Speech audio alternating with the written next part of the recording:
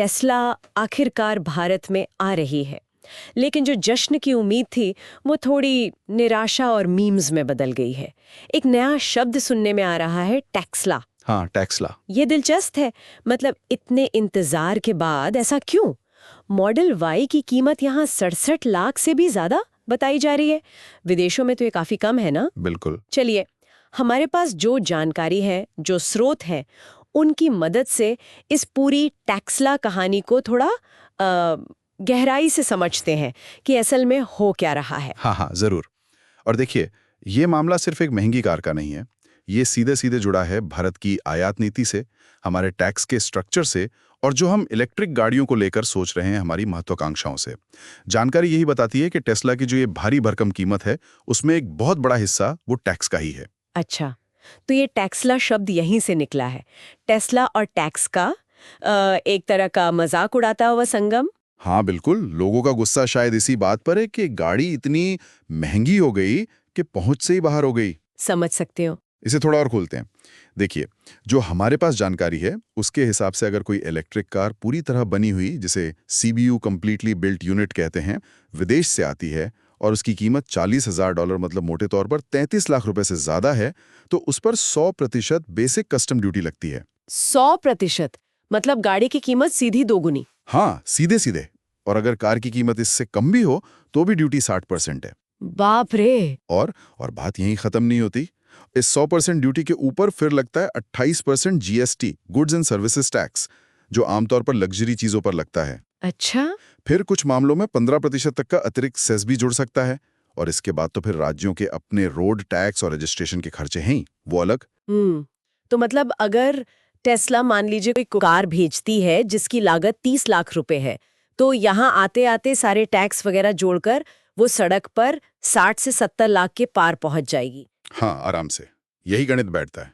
ये बहुत बड़ा अंतर है। तो अब इसमें एलन मस्क का क्या एंगल रहा है? सुनने में आया था वो काफी सालों से, शायद 2018 से कोशिश कर रहे थे भारत आने की। हाँ बिल्कुल, रिपोर्ट्स तो यही कहती हैं।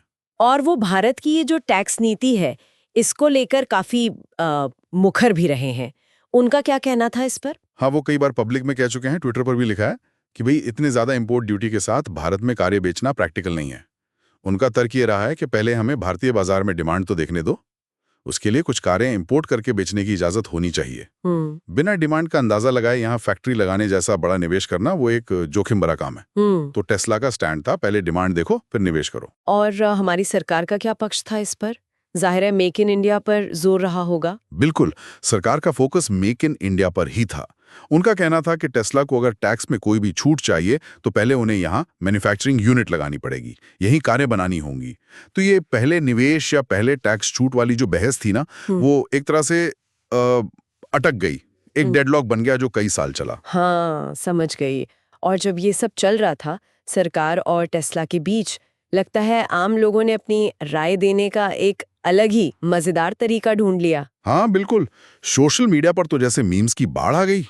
टैक्सला शब्द तो वायरल ही हो गया। हाँ, मैंने भी देखे कुछ। एक बड़ा मजेदार था, इतने पैसों में एक थार ले लो, एक बुलेट ले लो और फिर भी पैसे बच जाएंगे। सही है। ये दिखाता है कि लोगों की उम्मीदें कितनी थीं और अब इस कीमत को देखकर वो कितना निराश महसूस कर रहे हैं। हाँ, ये सिर्फ मजाक नहीं लगता, इसके पीछे शायद कुछ गहरे सवाल भी हैं पॉलिसी को लेके। निश्चित रूप से। देखिए, एक तरफ तो हमारी सरकार फेम जैसी स्कीमें चला रही है, मतलब faster adoption and manufacturing of hybrid and electric vehicles. Electric mobility को बढ़ावा देना चाहती है, सब्सिडी भी देती है। हाँ। लेकिन दूसरी तरफ जो प्रीमियम पूरी तरह बनी हुई इंपोर्टेड ईवीज हैं, उन पर इतना भारी टैक्स लगा रखा है। तो ये नीतियां थोड़ी विरोधाभासी सी लगती हैं, है ना? हाँ, ये बात तो है। तो इसका नतीजा क्या होता है फिर? क्या इससे भारत के जो ईवी अपनाने के लक्ष्य हैं, उन पे कोई असर पड़ता है? असर तो पड़ता है, सीधी सी बात है। टेस्ला जैसी जो ग्लोबल टेक्नोलॉजी में लीडर कंपनी है, वो आम ग्राहक की पहुंच से एकदम बाहर हो जाती है। ये फिर बस अमीरों के लिए एक स्टेटस सिंबल टाइप चीज बन के रह जाती है।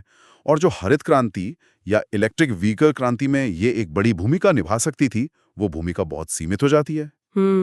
ये भारत के जो महत्वाकांक्षी लक्ष्य है ना, 2030 तक ज्यादा से ज्यादा ईवी सड़क पर लाने के, उनके सामने भी एक सवाल खड़ा करता है। और इसका हमारे घरेलू निर्माताओं पर क्या असर होता है?